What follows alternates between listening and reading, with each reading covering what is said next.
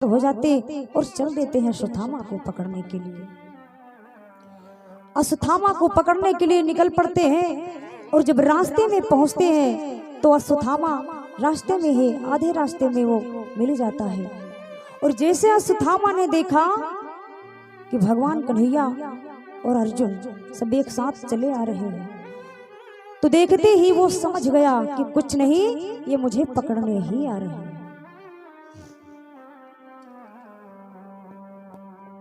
अश्वत्थामा ने जैसे देखा सारी बात को समझ गया। वो गए भी थे पकड़ने के लिए, वो देखकर तुरंत पता चल गया उसने चोरी की है। अगर तो चोर को पता चल जाएगा कि पुलिस आई है तो ऐसा तो नहीं मुझे पकड़ने आई हो। तो वही प्रकार से अश्वत्थामा ने उनके पुत्रों की हत्या की थी। तो जैसे देखा वो समझ गया मुझे पकड़ने आ रहे हैं। अश्वत्थामा ने क्या किया, तुरंत निकाला अपना धनुष बाण और वार करना शुरू कर दिया अर्जुन और भीम पर। इधर से अर्जुन ने भी बाण निकाला, दोनों तरफ से घमासान युद्ध होता है, बाणों की बौछारें चलती हैं। अश्वत्थामा परास्त हो जाता है। अश्वत्थामा परास्त हो गया। अर्जुन और भीम दोनों पकड़ करके अश्वत्थामा को जंजीरों से जकड़ करके रथ में घसीट कर बांध लेते हैं, पांव में बेड़ियां लगा देते हैं और लेकर के घसीटते हुए रथ से चल देते हैं। कैसे जा रहे हैं लेके भैया कि बेचारा रथ से बंधा हुआ नीचा सिर किए जा रहा है। वो बेचारा रथ से बंधा हुआ नीचा सिर किए जा रहा है।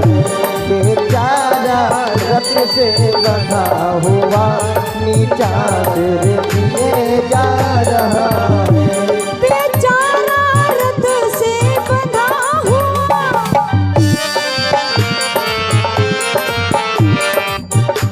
बेचारा रथ से बंधा हुआ नीचा सिर किए जा रहा है। और मानो कोई कैदी जबरन फांसी के लिए जा रहा है। मानो तो कोई जबरन वाली के लिए जा रहा है।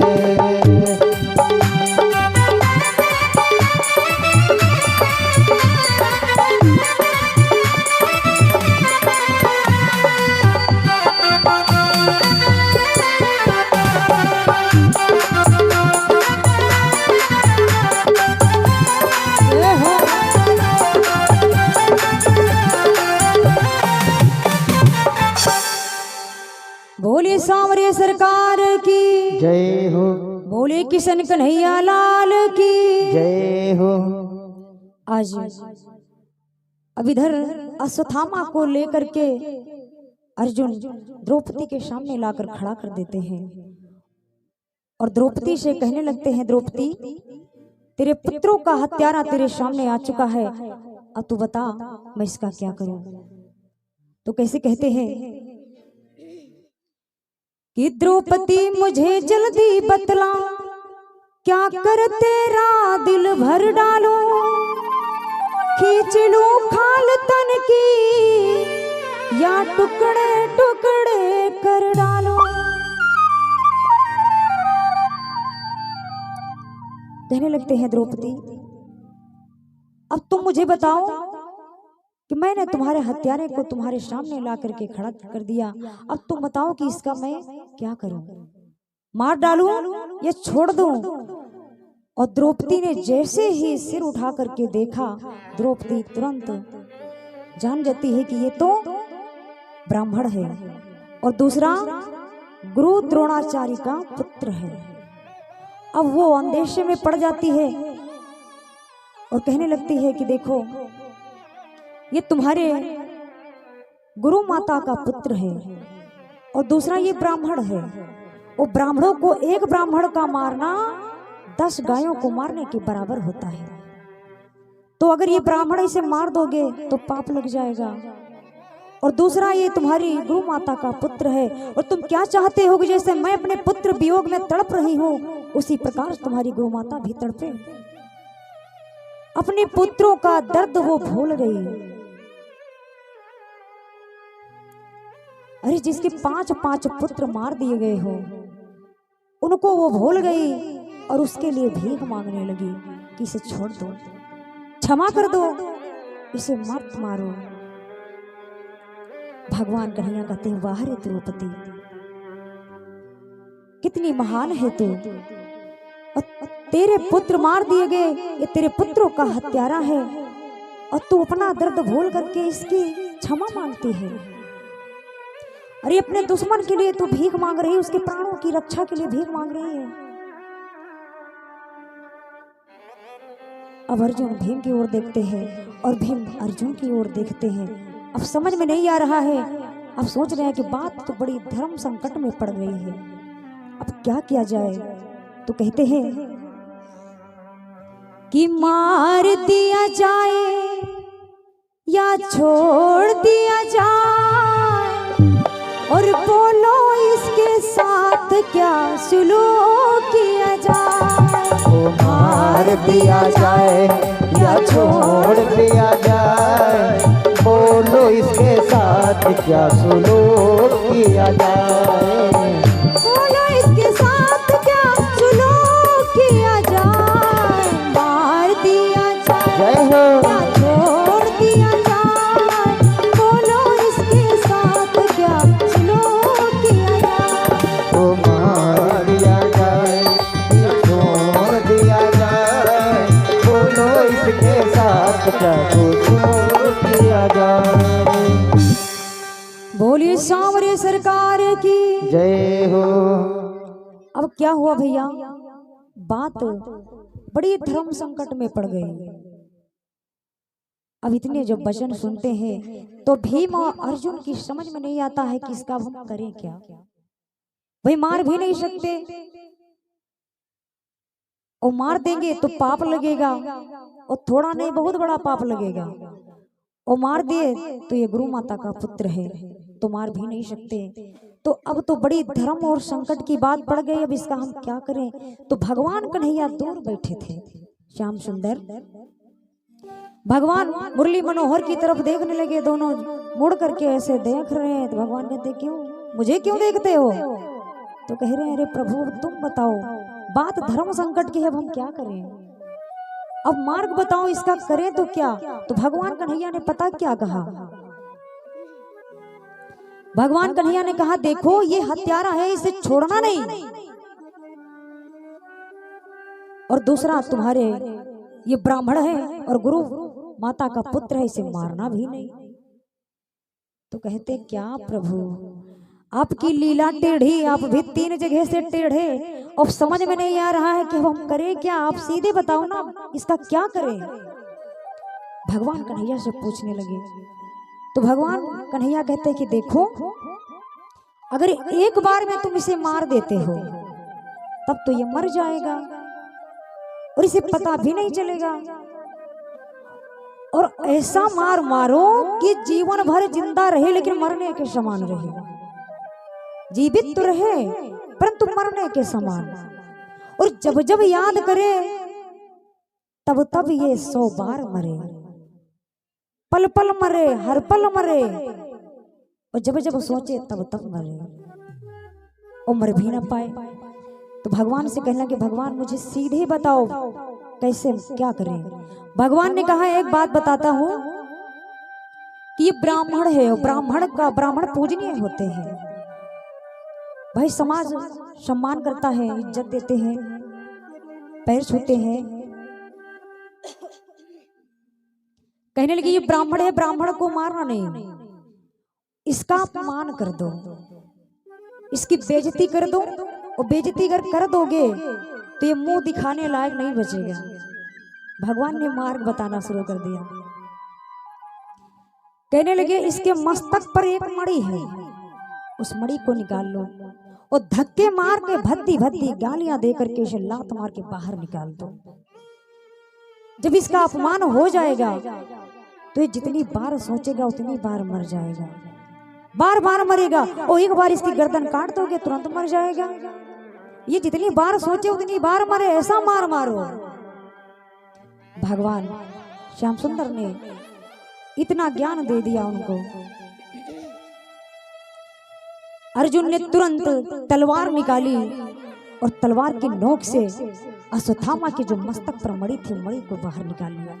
करके बेइज्जत कर करके लात मार के घसीट कर शिविर के बाहर ले जाकर फेंक देते हैं।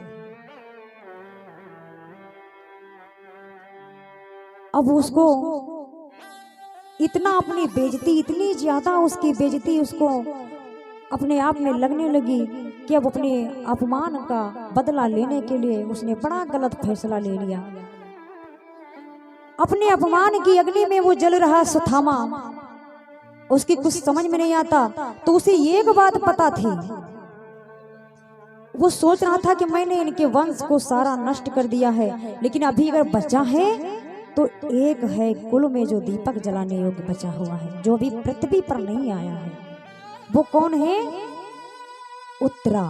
उत्तरा के गर्भ में जो परीक्षित जी पल रहे हैं, अभिमन्यु का पुत्र। ये बात अश्वत्थामा को पता थी कि उत्तरा गर्भ से है, वो गर्भवती है। अश्वत्थामा ने अपने अपमान का बदला लेने के लिए उसने बाण चला दिया। जैसे शिविर के बाहर निकला, बाण छोड़ दिया कि अब मैं किसी को नहीं छोड़ूंगा, कि कोई इनके कुल में दीपक जलाने योग्य बचे। और बाण को जैसे छोड़ा, वो बाण बता दिया कि जाकर के उत्तरा के गर्भ को नष्ट करके आओ। बाण चल देता, बाण अग्नि के समान चमकता हुआ जलता हुआ आ रहा है और आकर के उत्तरा के गर्भ में लग गया। गर्भ जैसे गर्भ में लगा, अब वो गर्भ जलने लगा। उत्तरा भागी भागी भगवान कन्हैया जी की स्तुति करने लगी। अगर वो चाहती तो 5 पांडव जो बड़े बलशाली थे उनके घर में, तो अपने आप को बचाने के लिए उनके पास जाती, लेकिन उनके पास नहीं गई। भगवान कन्हैया की बड़ी भक्तन थी, ठाकुर जी की, श्याम सुंदर की बड़ी भक्तन थी उत्तरा। उत्तरा बचपन से ही बड़ी भक्तन थी, बहुत पूजा पाठ भगवान कन्हैया की किया करती थी, राधे राधे जपा करती थी। और भगवान की जब स्तुति करने लगी, प्रभु मेरी रक्षा तुम ही कर सकते हो और तुम ही बचा सकते हो मेरे गर्भ को, और कोई नहीं बचा सकता, स्तुति करना शुरू कर देती है। अब भक्त और भगवान की जब बात पड़ जाए तो भगवान को तो आना ही आना है। अब उत्तरा ने भगवान कन्हैया की स्तुति करना शुरू कर दी, प्रभु मेरे गर्भ की रक्षा करो, मेरे गर्भ की रक्षा करो। और भगवान पुकार को सुनते हैं और आकर के तुरंत कैसे स्तुति करती है उत्तरा। आइए सभी भक्त भगवान का भजन करेंगे। कहती है कि मेरा कोई न सहारा बिन तेरे, घनश्याम सांवरिया मेरा कोई न सहारा बिन तेरे, घनश्याम सांवरिया मेरा कोई न सहारा बिन तेरे, घनश्याम सांवरिया मेरे, घनश्याम सांवरिया घनश्याम सांवरिया मेरे, मेरे श्याम सांवरिया घनश्याम सांवरिया मेरे, मेरा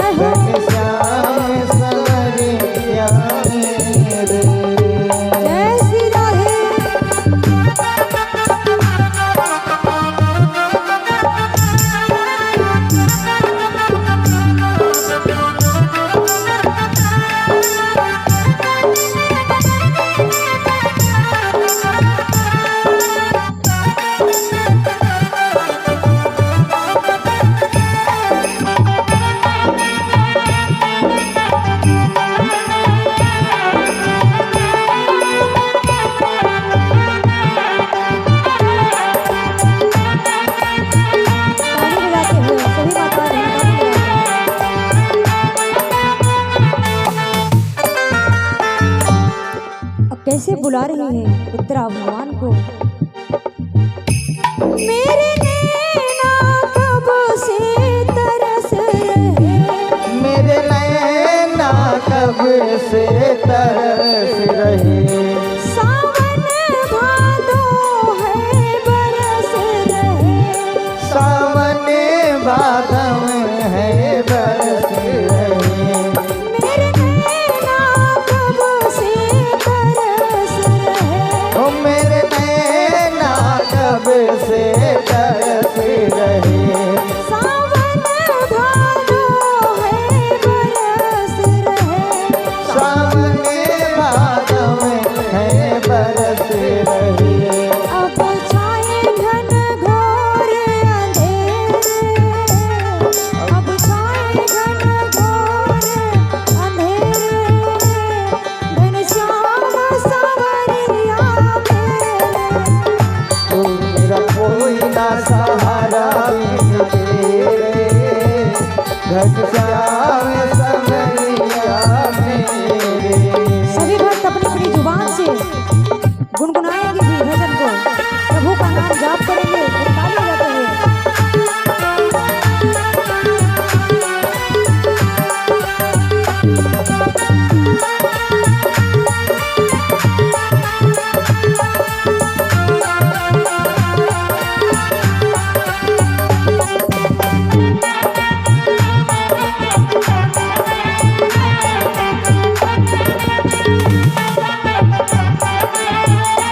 जय हो।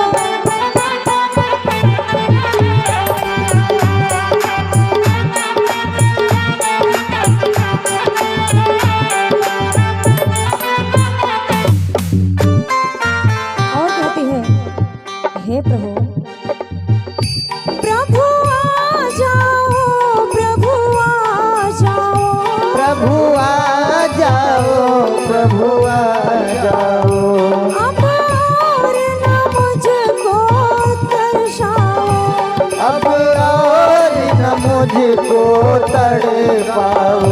जब विलंब देखती है कि भगवान मेरी पुकार को ध्यान से नहीं सुन रहे हैं, तो प्रभु को बुलाती है।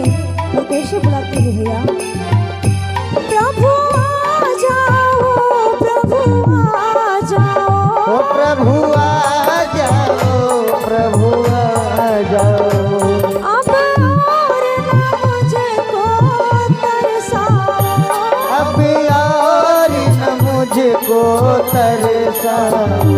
काटो जन्म मरण के फेरे, राधे काटो जन्म मरण के फेरे, घनश्याम सांवरिया मेरे, हो मेरा कोई ना सहारा बिन तेरे, घनश्याम संवरिया मेरे। सभी ताली बजाएं।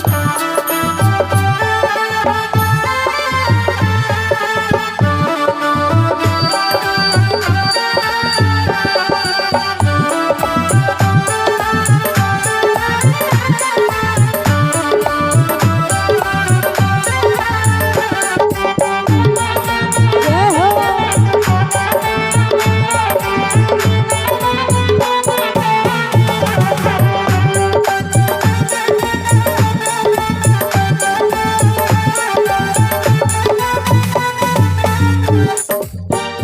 और प्रभु अगर जब ज्यादा विलंब होता नहीं आते हैं, तो उत्तरा कैसे बुलाती है प्रभु को, हे श्याम सुंदर,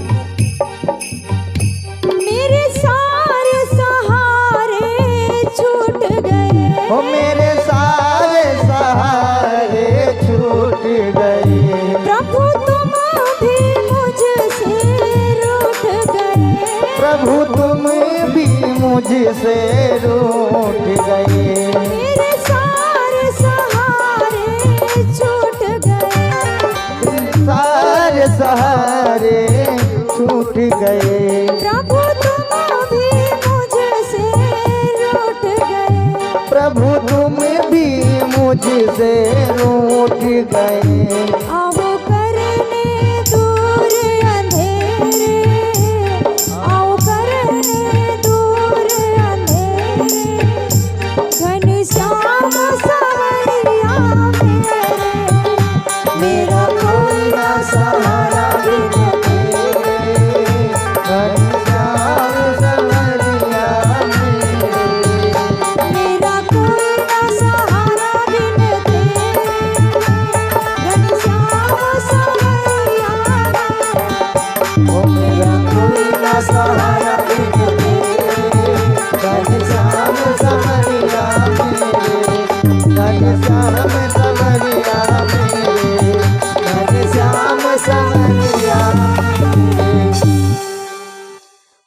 सांवरे सरकार की जय हो, बोली वृंदावन बिहारी लाल की जय हो, बोली भागवत महापुराण की जय हो, बोली व्यास भगवान की जय हो। जय जय श्री श्री राधे।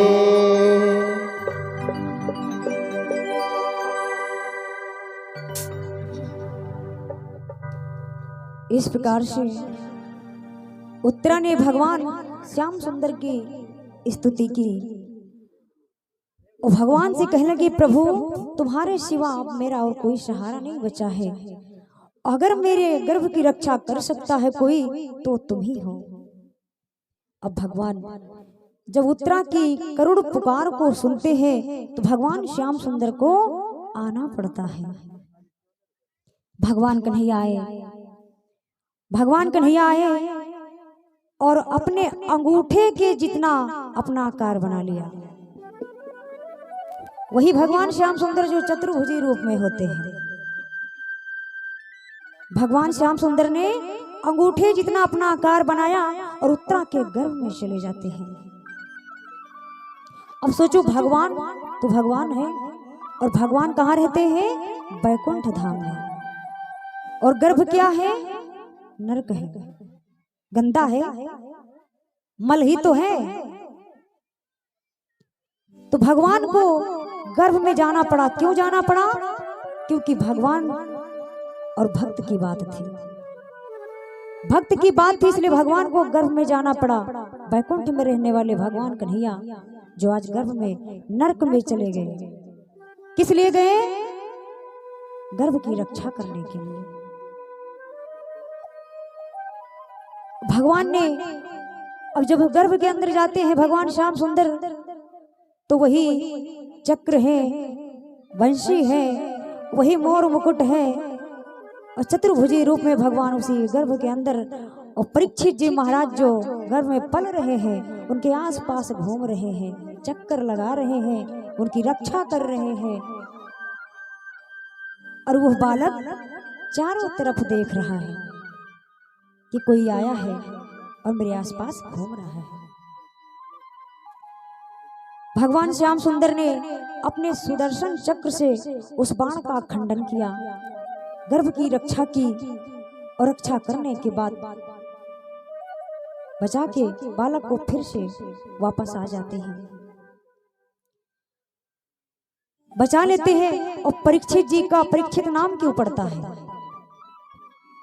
भगवान ने बचाया है उनको, भगवान ने बचाया और जिसकी रक्षा परमात्मा ने की हो उसी का नाम परीक्षित होता है, जो परमात्मा के द्वारा बचाया गया हो। और आज हम इस पृथ्वी पर सभी अगर जीवित हैं तो प्रभु की ही लीला है, इन्हीं यही हमारे रक्षक हैं। तो आज हम सब एक दूसरे को देख सकते हैं और सभी के सामने हैं। और भगवान जिसकी रक्षा हटा लेते हैं, जिस पे से उसकी अकाल मृत्यु होती है, कोई पता नहीं चलता कब कहां पर कौन सी अनहोनी हो जाए। भगवान ने गर्भ की रक्षा की और रक्षा करने के बाद आ जाते हैं और फिर से जब आकर चलने लगते हैं तो कहने लगते हैं कि चलो अब तो तुम्हारा सब कुछ ठीक हो गया, अब मुझे जाने दो, मुझे भी अपनी द्वारका नगरी जाना है। तो कहते हैं, प्रभु जब दुख होता मेरे पास तब तो आप मेरे साथ रहते हो, और जब सुख का नंबर आता है तो आप चले जाते हो। ये बात कौन कहता है? कुंती मैया कहती है। कुंती कौन है? भगवान की बुआ है। तो कुंती कहती है कि देखो अभी और कुछ दिन रुक जाओ, क्योंकि जन्म हो जाए तब चले जाना। भगवान ने रक्षा करके बालक को बचा लिया और कहते दादा कि जिसका रक्षक परमात्मा होता उसे कोई मार नहीं सकता। कि मारने वाला है भगवान, बचाने वाला है भगवान, मारने वाला है भगवान, वाला है भगवान, मारने वाला है भगवान, बचाने वाला है भगवान, मारने वाला है भगवान, बचाने वाला है भगवान। पालन बाका होता उस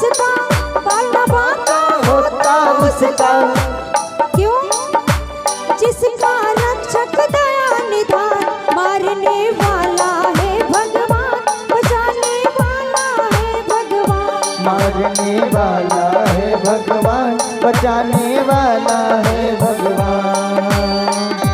जय हो।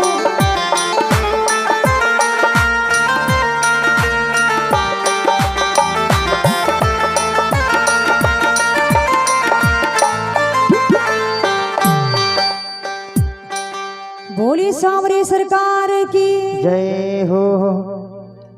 भगवान कन्हैया ने गर्भ की रक्षा की, सब कुछ ठीक कर दिया। और भगवान जिसकी रक्षा कर देते हैं उसका कोई बाल बांका नहीं कर सकता है। कहते जिसको राखे साइया मान सके ना कोई, तो जिसका भगवान रक्षक उसे कोई मिटा नहीं सकता है। एक छोटी सी बात है कि एक पेड़ पर, थोड़ी समझने वाली बात समझिएगा, एक पेड़ पर दो हंसों का जोड़ा बैठा हुआ था।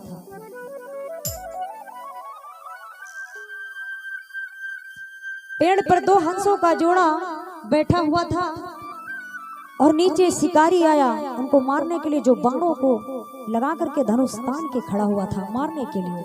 और पेड़ के ऊपर बाज मंडरा रहा था।